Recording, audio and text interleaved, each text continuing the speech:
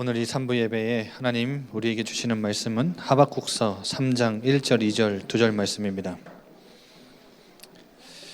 구약성경 하박국서 3장 1절 2절, 제가 가진 성경 1304페이지에 있습니다. 제가 봉독해 드리겠습니다. 시기 온 옷에 맞춘 선지자 하박국의 기도라. 여호와여, 내가 주께 대한 소문을 듣고 놀랐나이다. 여호와여, 주는 주의 일을 이 수년 내에 부응하게 하옵소서. 이 수년 내에 나타내시옵소서. 진노 중에라도 긍휼을 잊지 마옵소서. 아멘. 이 시간 담임 목사님 나오셔서 부흥 회복이라는 제목으로 말씀 주시겠습니다.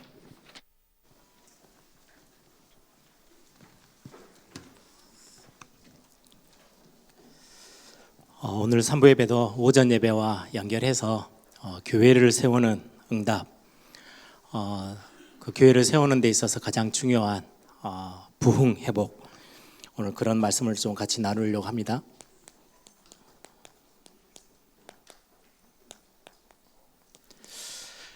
교회에 일어나야 될 부흥의 역사죠. 전에도 한번 제가 이 그림을 그려 보았죠.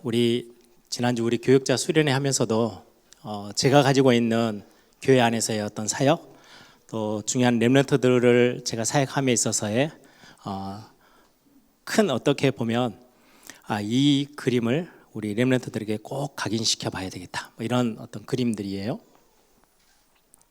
가장 중심에 교회가 있어요. 앞으로 점점 시대가, 앞으로 이제 시간이 지나가면서 다음 세대들이 교회의 중심이 됐을 때는, 오늘 오전의 메시지처럼 지금의 현재 교회의 어떤 많은 상황들, 모이기를 힘쓰지 아니하고 미자립 교회들이 더 힘이 많아질 거고요. 그걸 넘어서서 교회 안에는 굉장히 힘이 없고, 밖에서 세상은 교회를 계속해서 비난할 거고, 교회 안에는 진짜 것들을 놓쳐버리고 자꾸 별로 관심 갖지 않아도 되는 것들에 너무 많은 시간들을, 자기 자리, 사람의 말, 나름대로 많은 눈에 보여지는 것들, 그것 중심으로 갈 수밖에 없는, 왜요? 시대마다 그랬으니까. 그런데 하나님이 중요하게 이 교회를 회복시켜 나가는데 하나님이 남은 자들을 사용하셨어요. 언약 가지고 진짜 현장에 교회가 올바르게 세워지기를 소망하는 기도들. 여러분들, 전에도 한번 제가 말씀드렸죠. 종교개혁이 1517년 마르틴 루터 목사님을 통해서 일어났어요. 1500년 가까이 초대교회 이후에 거의 그냥 1500년 동안 교회는 암흑기였어요. 성경 말씀을 전혀 아무에게도 성경을 번역을 안 해주니까 라틴어로 쓰여져 있는 성경, 지금으로 따지면 여러분들 교회가 가지고 있는 성경, 여러분들이 가지고 있는 성경이 헬라어로 돼 있다. 이건 헬라어를 공부한 사람만 성경을 읽을 수 있지, 나머지 모든 그냥 교회에 나오는 많은 성도들은 전혀 성경이 뭐라고 기록되어 있는지를 내 언어가 아니니까 알 수가 없는 거죠. 그런 것처럼 라틴어로 기록되어 있는 성경, 딱 신부들만, 교회 지도자들만 라틴어 공부를 해서 성경을 읽어낼 수 있고요. 그리고 교회법상 성도들은 이걸 함부로 해석하고 함부로 대하면 안 되기 때문에 읽지 못하도록. 그래서 교회가 어느 정도로 병들었냐니까요. 전체 교회가 결정해서 뭔가를 진행하면요, 이게 성경에 맞는지 틀렸는지를 아무도 분간하지도 못하고 평가하지도 못하는 시대. 그래서 면죄부를 팔아서 이거를 사면 내가 구원받고 내 죄가 용서되어지고, 교회 헌금을 많이 하면 연옥에 가 있던 우리의 선조들이 천국으로 확 하고 가고, 이런 이야기들을 교회에서 자꾸 하는데도요, 이게 틀린지 맞는지 구분을 못하는 거예요. 그렇게 하면서 교회가 거의 1500년 동안 완전히 암흑기였어요. 그런데 그 암흑기 동안에 하나님이 가만히 있었냐, 아무 일도 안 하고 계셨냐? 그렇지 않았어요. 제가 신학교 공부하면서요, 교회사 교수님이 이런 자료 저런 자료들을 가지고 나와서 말씀하시는데, 마르틴 루터가 종교개혁하기 전에 1517년 전에 거의 한 100년, 150년 전부터 저 산속에 있는 수도원들에 그냥 동네에 사는 여인들이, 어머니들이죠, 이렇게 모여서 수도원에 가서 같이 함께 모여서 기도하며 이 시대를 통탄하면서 하나님 이 시대를 좀 살려달라고 그런 기도했던 기도에 많은 자료들이 있대요. 그때는 아무 일이 일어나지 않았어요. 지난번에 우리 저 후대사에 가면서 제가 1806년에 5명의 대학생들이 이 시대에 하나님 앞에 진짜 쓰임받도록 기도했던 그게 100년이 채 되기 전에 우리 한국에까지도 복음이 들어올 수 있는 굉장한 하나님의 역사들을 우리는 잠깐이라도 봤죠. 마찬가지예요.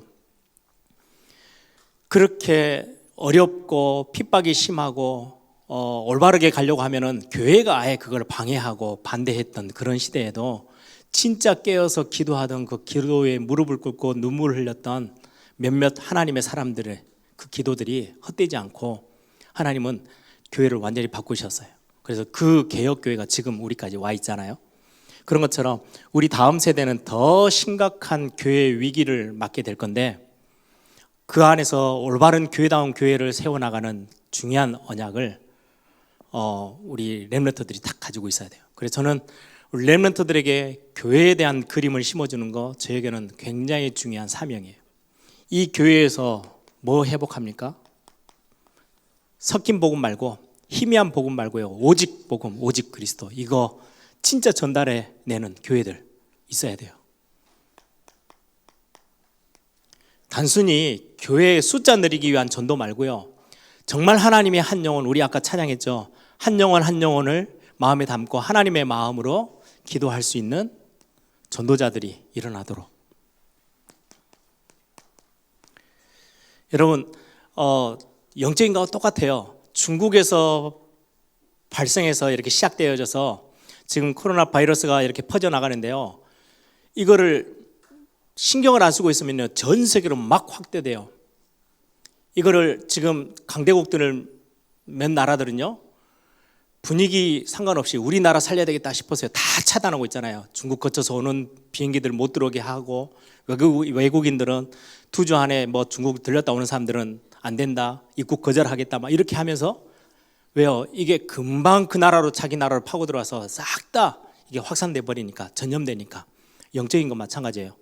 중요한 영적인 흑암 문화가요. 파고 들어오는데 선교라는 감각이 없으면은요. 우리가 왜 237개 나라를 놓고 기도해야 되는지 오늘 3부 예배 때는 우리 일정은 좀 연기됐지만 우리가 계속해서 기도하고 마음 담았던 세계 선교대를 놓고 헌금하는 시간을 그대로 가질 거예요.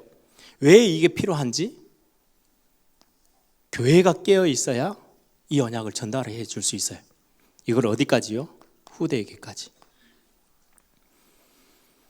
말씀했던 흑암 문화가 얼마나 강한지 옆에 있는 우상 문화는요 반드시 파고들게 돼 있어요. 왜 하나님이 가나안 땅에 들어간 이스라엘 백성들에게요 시간만 나면 계속해서 선지자들을 통해서 말씀하셨냐? 야 그거 다 버려버리고 깨트려버리고 아예 몰살시켜. 세상에 지금 가나안 족속들이 섬겼던 우상은 단 하나도 남기지 말고 그들 아예 가나안 족속까지 싹 다 멸절시켜버려 라고 했는데요. 끝까지 이 말씀 안 붙잡고 자기들의 이익을 농사 짓는데 조금 써먹고 조금 같이 전쟁 준비하는데 무기 준비하는데 철제 무기 자기들은 못 만드니까 그거 만들기 위해서 사람 만들어 놓고 그 가나안 사람들을 살려놨어요. 결국은 그 가나안 문화가요 언약의 백성들 문화 속으로 싹 파고들어 버렸어요. 문화가 뭔지 어떻게 해야 되는지 왜 우리는 문화사역을 두고 우리 렘넌트들부터 시작해서 교회가 힘을 써야 되는지 이유를 말해주는 거예요.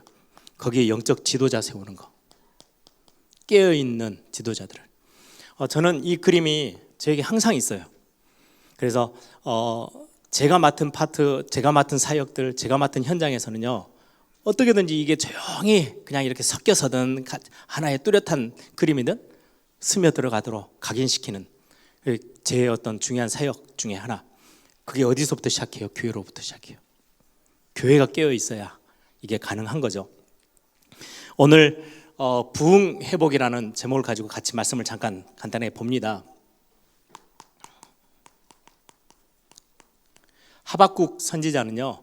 오늘 본문에 우리가 하박국 선지자 아주 짧은 성경이에요. 이거 요즘은 그래도 이렇게 성경에 좀 흠을 내 가지고 하박국서가 어디 있다 이제 좀 표시돼 있잖아요. 예전 성경은 그런 게 없어요. 찾으려면 한참을 찾아야 돼요.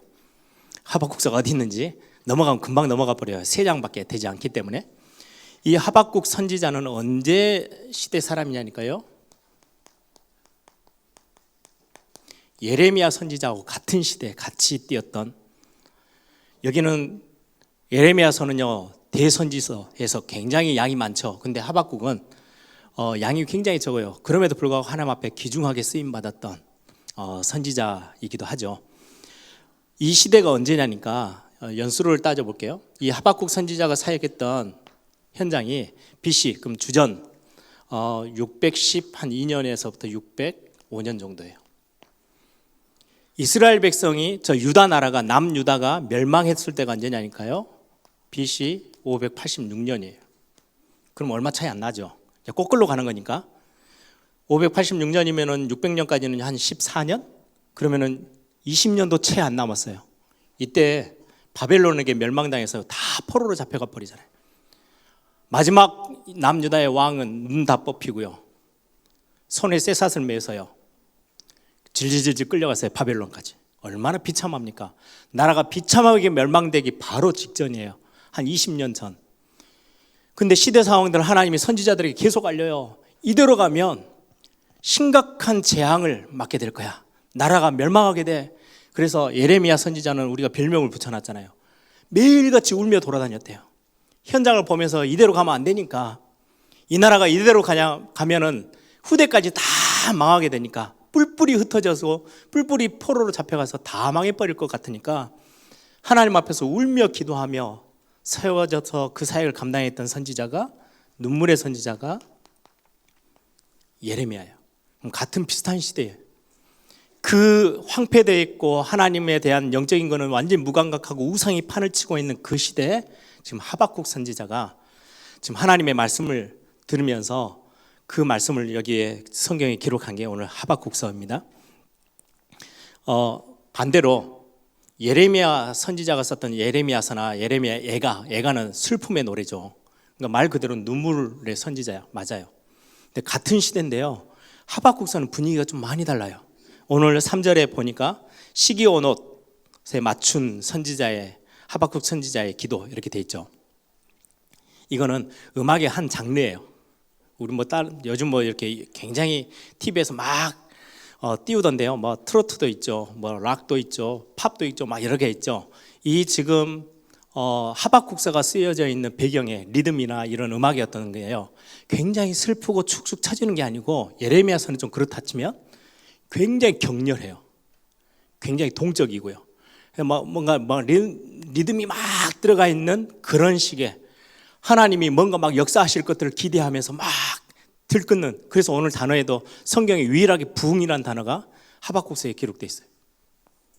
수년 내에 하나님 이 나라를 이대로 두지 마시고 부흥케 하옵소서라는 기도가 담겨져 있는 게 하박국서예요. 이제 이런 배경 속에서 우리가 잠깐 좀 살펴봐야 되겠습니다. 이 하박국의 중요한 부분이 오늘 읽지는 않았는데요. 하박국서 1장 2절에 시작이 이렇게 돼 있어요. 한번 보실래요? 바로 앞에 부분에 하박국 선지자가 지금의 현장의 상황들을 보면서 하나님께 질문합니다. 여호와여, 내가 부르짖어도 주께서 듣지 아니하시니 어느 때까지니까? 내가 강포로 말미암아 외쳐도 주께서 구원하지 아니하시나이다. 언제까지 이렇게 하나님이 세우신 이 나라에 악이 이렇게 번창해 가는 게 말이 됩니까? 이 하나님의 백성들 사이에 의인들은 고통당하고 있고 악인들은 성공하고 있고 잘 살고 잘 먹고 하는데 이게 말이 됩니까? 언제까지 이렇게 가야 됩니까? 하나님 언제까지 주무실 겁니까? 언제까지 하나님은 응답하지 않으실 겁니까? 라고 질문을 딱 던져요.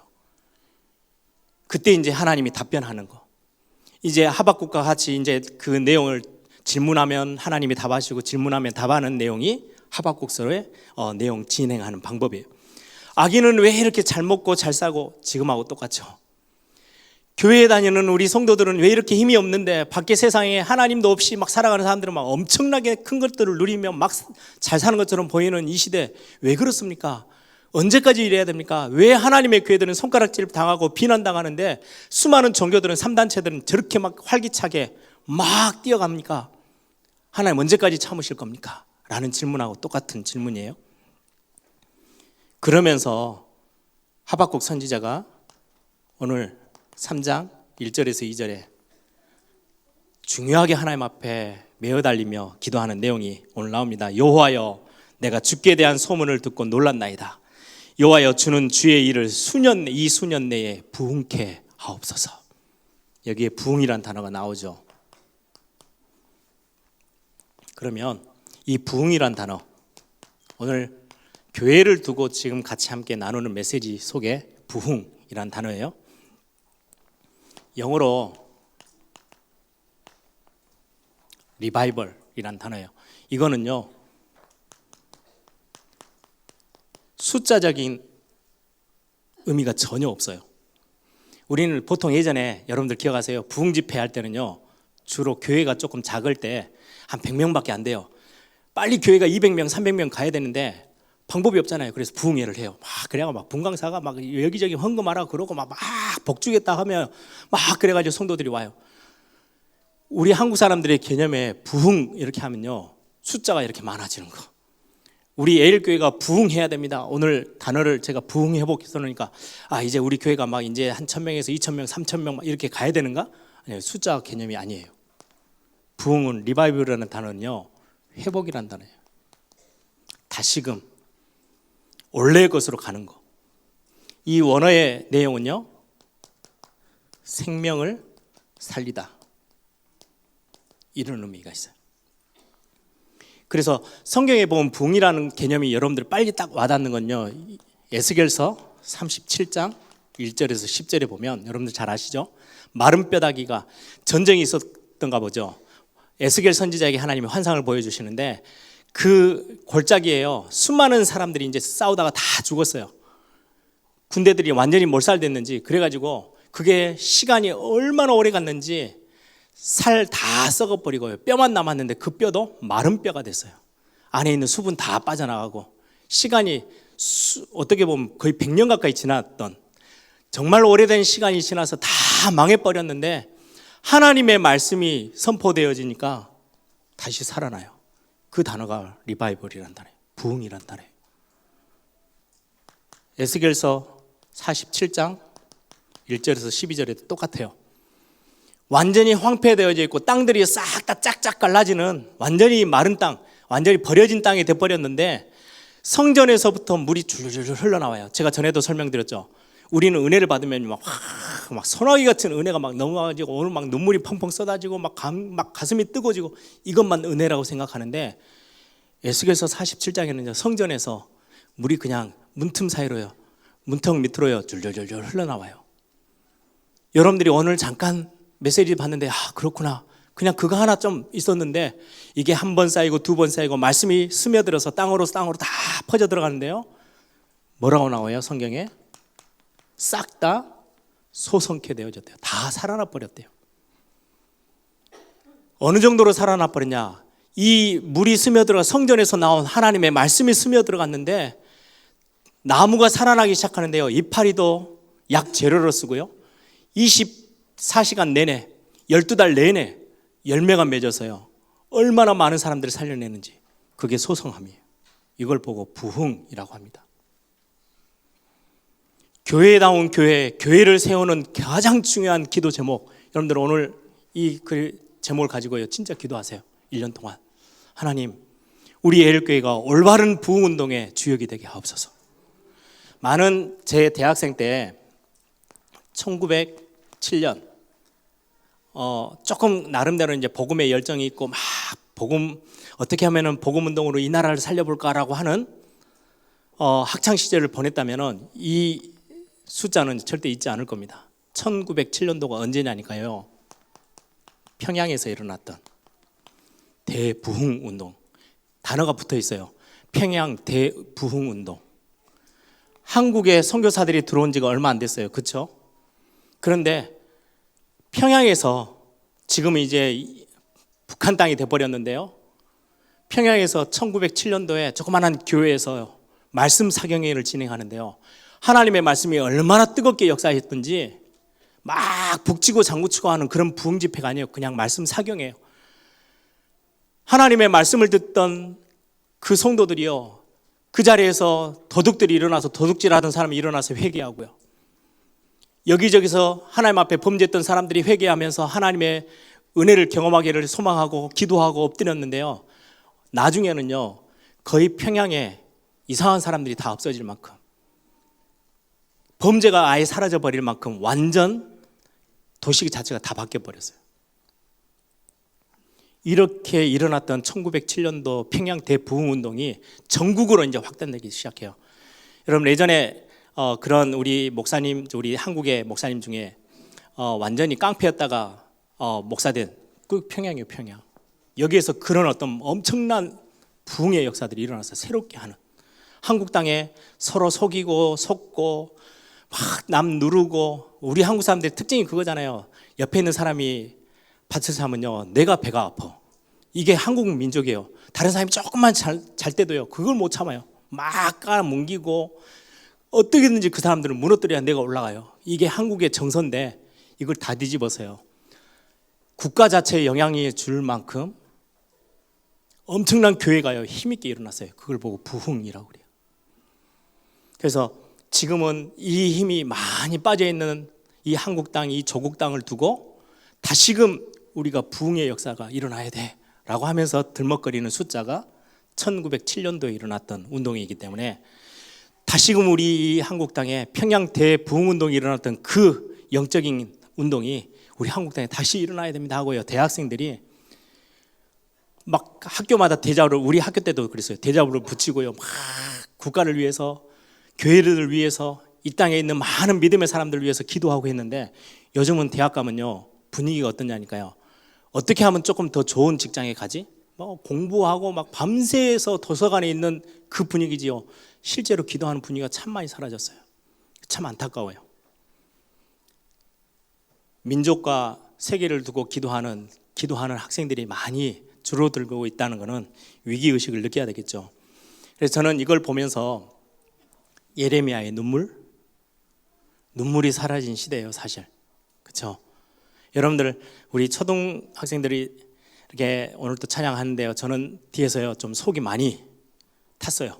하나님, 이 아이들이 제대로 언약에 좀 들어가야 되는데, 이 아이들에게 진짜 하나님의 부흥의 일이 일어나야 되는데. 그래서 저는 예전에 제가 주일학교 사역도 하고 뭐 대학생들하고도 사역하고 막 했죠. 제가 갈 때마다 교사들하고 항상 기도에 빼먹지 않았던 내용 중에 하나가 이거였어요. 하나님, 이 현장에 하나님의 부흥의 역사를 부어달라고. 새롭게 함의 역사들이, 예전에 했던 거 그냥 이렇게 줄 잘 따라가는 거 말고요, 완전히 한 시대에 하나님이 새롭게 하시는, 다시금 살아나는 응답들. 그거 없으면 우리 옛날 것 갖고 해야 돼요. 내 힘 가지고 뭘 해야 돼요. 우리 교회가요 이것저것 막 일 열심히 하는 그거 가지고 세계 살리러 가는 거 불가능해요. 부흥이 일어나야 돼요. 그래서 제가 이번에 교회 세우는 응답에 뒤에 우리 주보 제일 앞 페이지에 붙여있죠. 부흥이 회복되어지는 거. 여기서부터 시작해요. 우리 후대 살리는 거는요, 진짜 우리 부모님들과 교사들과 교회가요, 우리 선배들, 믿음의 선배들이요, 믿음 회복할 때 후대들은 살아나요. 세계 선교 대단한 막 헌금을 해야 된다. 아니요, 그것도 맞아요. 그런데 진짜 기도에 중요한 깃발을 들고 237개 나라를 위해서 기도하는 기도가 회복되어지면 하나님 세계 선교의 문을 여실 거예요. 내가 서 있는, 내가 가는 그 현장, 여기에 보는 눈이 바뀌어야 올바른 전도운동이 일어나요. 그렇죠? 그래서 앞에 써 있는 부분들이, 그 부분들을 올해 2020년도 우리의 미션이라고 같이 붙잡고 기도하고 싶은 제목들이 기록되어 있습니다. 오늘 성경에 보니까 그러면 부흥했을 때 일어나는 몇 가지 본문들이에요. 하박국서 3장 16절에서 19절. 하나님이 부흥의 역사를 주셨을 때 응답입니다. 한번 보면서 같이 한 목소리로 읽어보겠습니다. 우리 16절부터 19절까지 같이 읽어보겠습니다. 내가 들었으므로 내 창자가 흔들렸고 그 목소리로 말미암아 내 입술이 떨렸도다. 무리가 우리를 치러 올라오는 환난 날을 내가 기다림으로 썩는 것이 내 뼈에 들어왔으며 내 몸은 내 처소에서 떨리는도다. 비록 무화과 나무가 무성하지 못하며 포도나무에 열매가 없으며 감람나무에 소출이 외양간에 소가 없을지라도 나는 여호와로 말미암아 즐거워하며 나의 구원의 하나님으로 말미암아 기뻐하리로다. 주 여호와는 나의 힘이시라. 나의 발을 사슴과 같게 하사 나를 나의 높은 곳으로 다니게 하시리로다. 이 노래는 지혜하는 사람을 위하여 내 수금에 맞춘 것이니라. 이렇게 패망한 시대인데도 불구하고 부흥을 하나님 앞에 소망하는 사람들의 기도의 그 꿈, 영적인 하나님 앞에 두는 믿음의 꿈이 뭐냐니까, 비록 무화과 나무가 무성하지도 못하고 포도나무에 열매도 없고 감람나무에 소출이 없어도 외양간에 소가 없어도 나는 전혀 흔들리지 않고, 왜? 하나님이 하실 일들 있기 때문에. 그러면서 19절에 오늘 뭐라고 말씀합니까? 전에 한번 영상 제가 보여드렸죠. 사슴이 팔짝팔짝 뛰는 거, 그 내용이에요. 주 여호와는 나의 힘이시라. 나의 발을 사슴과 같게 하사 나를 나의 높은 곳에 다니게 하시리로다.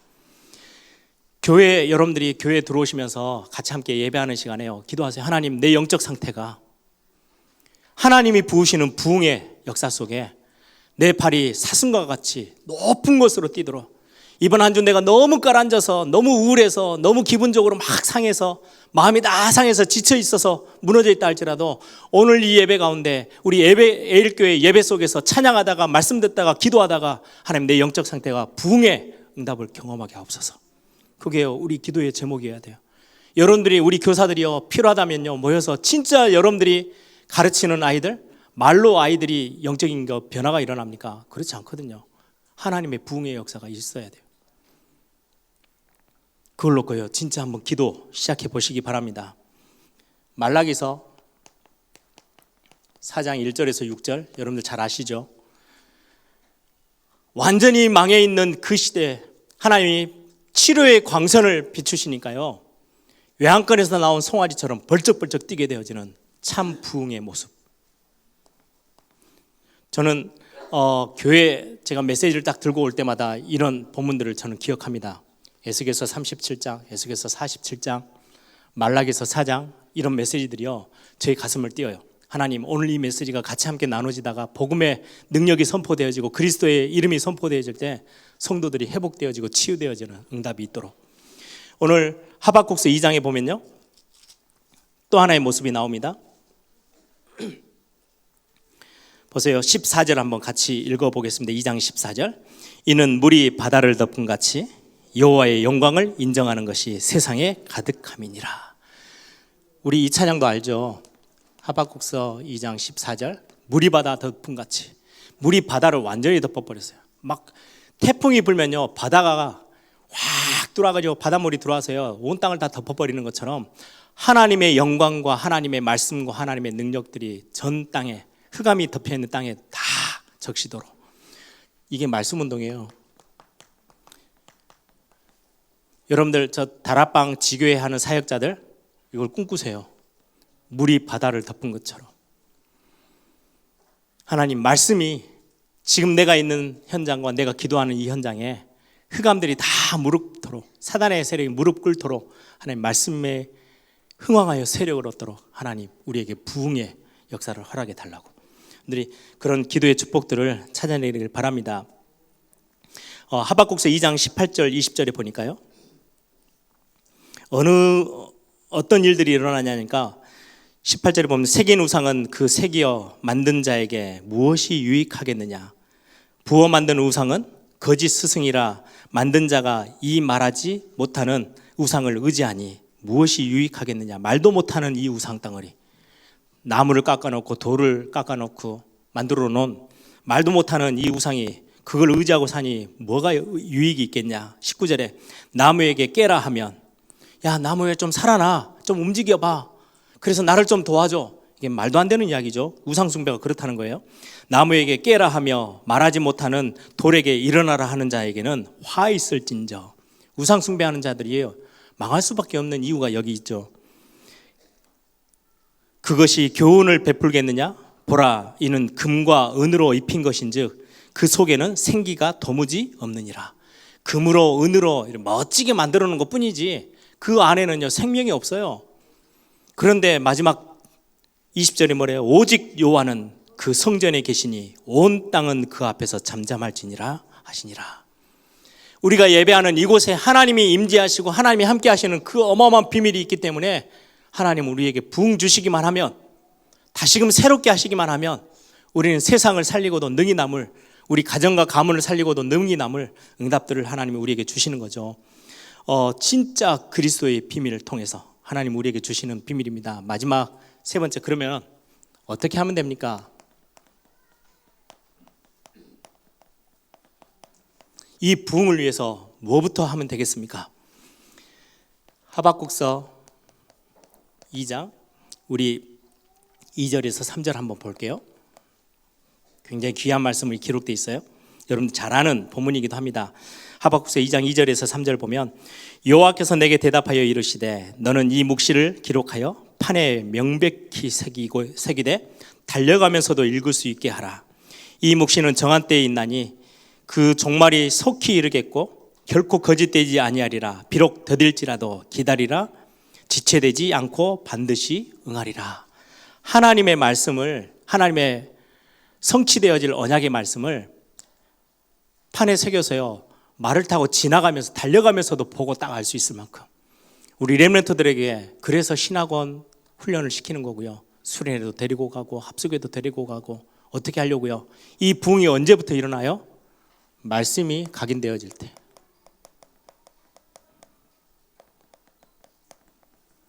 오늘 오후 늦게부터 시작해서 우리 피택 중직자들 중심으로 해서 팀 합숙, 우리 집중 팀 합숙 훈련이 있죠. 이 훈련이 왜 하는지 아십니까? 달려가면서도 그 말씀이 여러분들 안에 딱 새겨지도록, 담기도록, 그래서 우리가 훈련하는 거예요. 그거 해야 부흥은 일어나요. 말씀이 담겨야 살아나요. 말씀이 선포되어지면 죽은 마른 뼈다 같은 상태에서요, 군대로 일어나게 돼요. 다 살아나 버렸어요.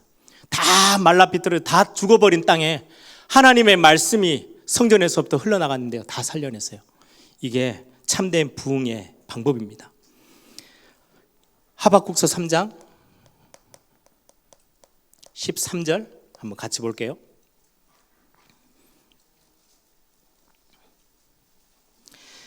주께서 주의 백성을 구원하시려고, 기름 부음 받은 자를 구원하시려고 나오사 악인의 집에 머리를 치시니며 그 기초를 바닥까지 드러내셨나이다. 하나님의 백성을 구원하시고 하나님의 중요한 언약의 백성들을 살리기 위해서 기름 부음 받은 자라는 단어가 여기도 나오죠. 그리스도의 굉장히 중요한 영적 의미가 있는 거예요. 그리스도를 통해서, 그리스도의 복음으로 인하여서 하나님이 이 부흥의 역사들을 시작하시겠대요. 여러분들, 우리가 그리스도를 선포하고 그리스도의 비밀을 붙잡고 진짜 하나님의 언약들을 여러분들이 담고 있으면 하나님은 사실적인 응답들을 새로 시작하시겠다고 말씀합니다. 아까 읽었던 우리 3장 18절 19절에 보면 한 번만 더 볼게요. 마지막 절에 있죠.